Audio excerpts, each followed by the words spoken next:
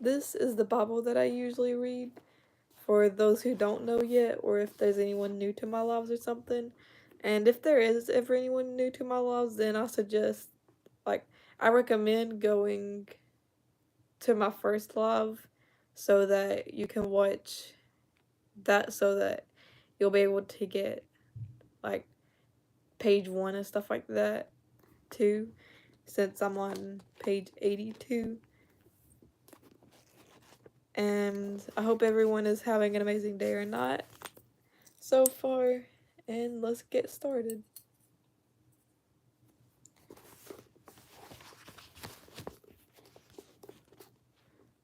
These are the ones the Lord commanded to divide the inheritance among the children of Israel in the land of Canaan. And the Lord spoke to Moses. Wait, no, actually, I'm sorry, I've been saying Moses, but I was told that it's actually Moses, so I'm gonna start saying Moses instead, since I was told that's how it's pronounced instead. So I'm really sorry, since I've been doing, like, all my lives with, like, whenever it got to Moses, I'm sorry. It's probably gonna take me a while to get used to saying that instead. Anyways, welcome to the live for whoever joined, and I hope everyone is having an amazing day or not, and I will continue. I'm sorry. And the Lord spoke to Moses in the plains of Moab by the Jordan across from Jericho, saying, "Command the children of Israel that they give the Levites cities to dwell in from the inheritance of their possession. And you shall also give the Levites common land around the cities. They shall have the cities to dwell in, and their common land shall be for their cattle, for their herds, and for all their animals. The common land of the cities which you will give the Levites shall extend for the wall of the city outward 1,000 cubits all around. You shall measure outside the city on east 2,000 cubits on the south." Oh wait, I'm sorry. I'm gonna quickly reread line 5 real quick. And you shall measure outside the city on the east side 2,000 cubits, on the south side 2,000 cubits, on the west side 2,000 cubits, and on the north side 2,000 cubits. The city shall be in the middle. This shall belong to them as the common land for the cities. Now among the cities which you will give to the Levites, you shall appoint 6 cities of refuge, to which a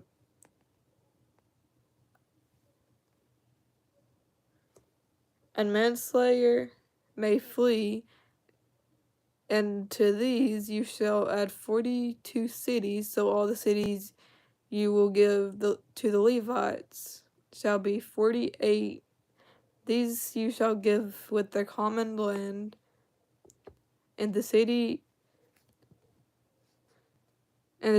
which you will give shall be from the possession of the children of Israel. From the larger tribe you shall give many, from the smaller you shall give few.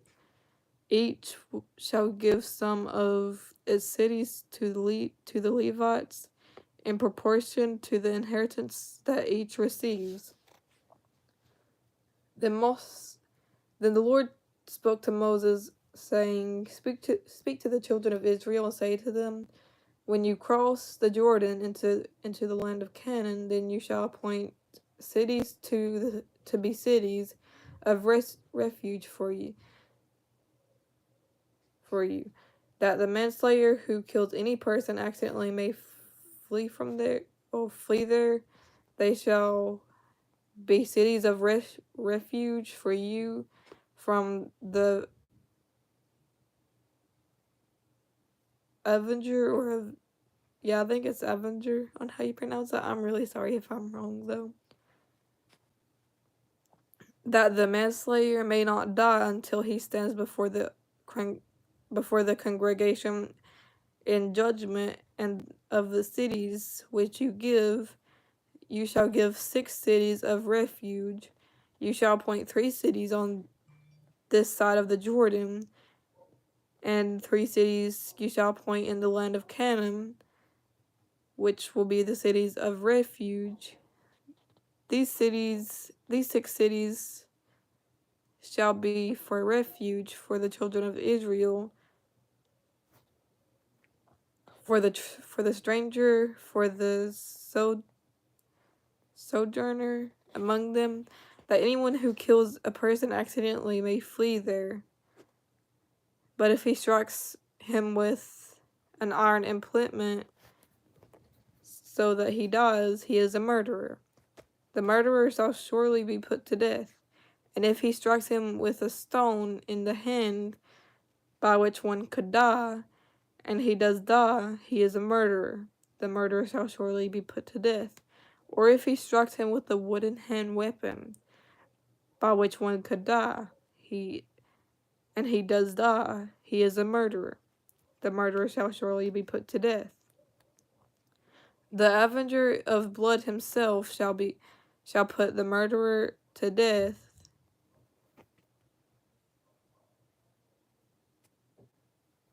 When he meets them, he shall put him to death if he pushes him out of hatred, or while lying in wait hurls something at him so that he dies, or in enmity he strikes him with his hand so that he dies.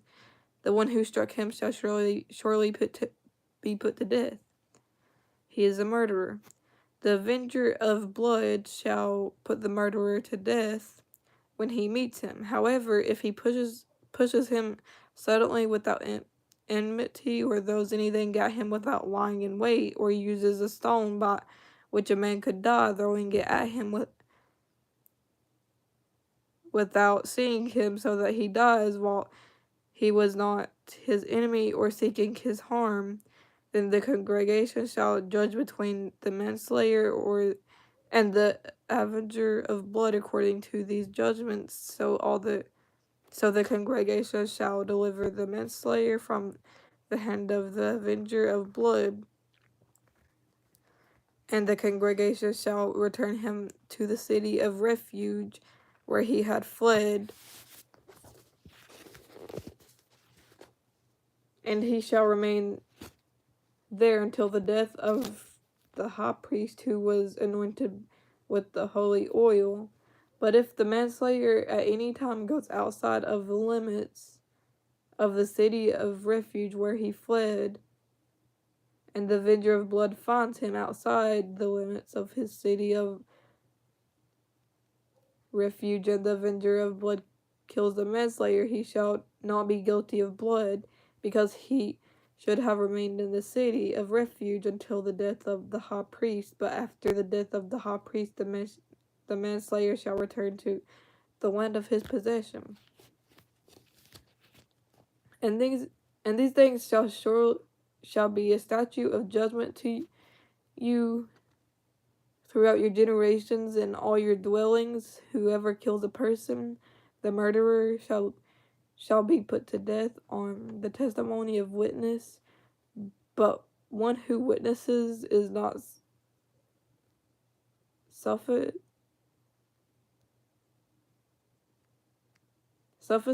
I think that's how you pronounce it. I'm really sorry if I didn't pronounce it right. Testimony against the person for the death penalty. Moreover, you shall take no ransom for the life of a murderer who is guilty of death. He shall surely be put to death, and you shall take no ransom for he who has fled to his city of refuge, that he may return to dwell in the land before the death of the priest. So you shall not pollute the land where you are, for blood defiles the land, and no anointment can be made for the land, for the blood that is shed on it, except by the blood of him who shed it. Therefore do not defile the land in which you inhabit, in the midst of which I dwell, for the Lord dwell among the children of Israel.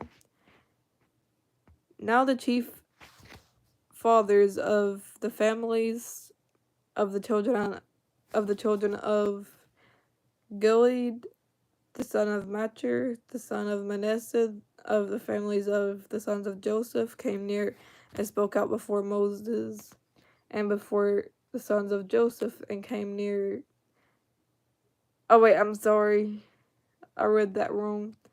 And spoke before Moses and before the leaders of the chief fathers of the children of Israel, and they said, the Lord commanded my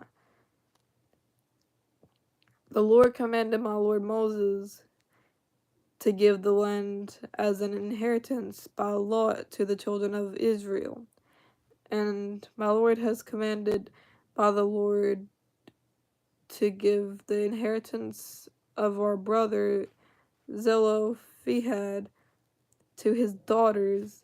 Now if they are married to any of the sons of the other tribes of the children of Israel, then their inheritance will be taken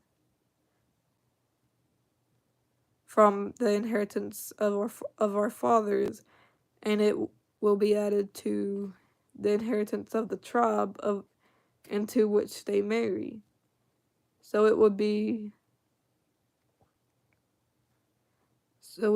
taken from the lot of our inheritance, and when the jubilee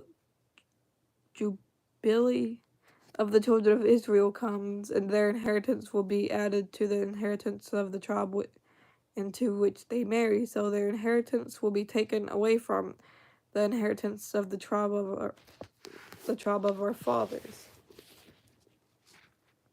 Then Moses commanded the children of Israel according to the word of the Lord, saying, what the tribe of the sons of Joseph speaks is right. This is what the Lord commands concerning the daughters of Zelophehad, saying, let them marry whom they think is best, but they may marry only within the family of their father's tribe. So the inheritance of the children of Israel shall not change hands from tribe to tribe. For every one of the children of Israel shall keep the inheritance of the tribe of his fathers, and every daughter who possesses an inheritance in any tribe of the children of Israel shall be the wife of one of the family of her father's tribe, so that the children of Israel each may possess the inheritance of his fathers. Thus no inheritance shall change the hands of one tribe to another, but every tribe of the children of Israel shall keep its own inheritance. Just as the Lord commanded Moses, so did the daughters of Zelophehad, for Mahlah, Tirzah, Hoglah, Milcah, and Noah, the daughters of Zelophehad, had married to the sons of their father's brothers. They were married into the families of the children of Manasseh, the sons of Joseph, and their inheritance remained in the tribe of their father's family. These are the commandments of the judgments which the Lord commanded the children of Israel by the hand of Moses in the plains of Moab by the Jordan across from Jericho. And that is all for today. I hope everyone's having an amazing day or not. And about my video, that I haven't done yesterday yet, I'm still trying to get that done, so I'm really sorry about that, because I got 3 characters to edit. I've already started on 1, and I got 3 left. I gotta put all the characters together in the video and stuff. So I'm probably going to be a while, and I'm probably going to end up either posting it today or tomorrow. And if not, then I'll probably either get some of it done today and tomorrow, and then finish all of it up on Monday and post it on Monday. But I'll still post on Tuesday and Thursday next week. So, oh yeah, and the next Bible page that I'm going to be reading is page 83. So, I hope everyone's having an amazing day or not, and goodbye.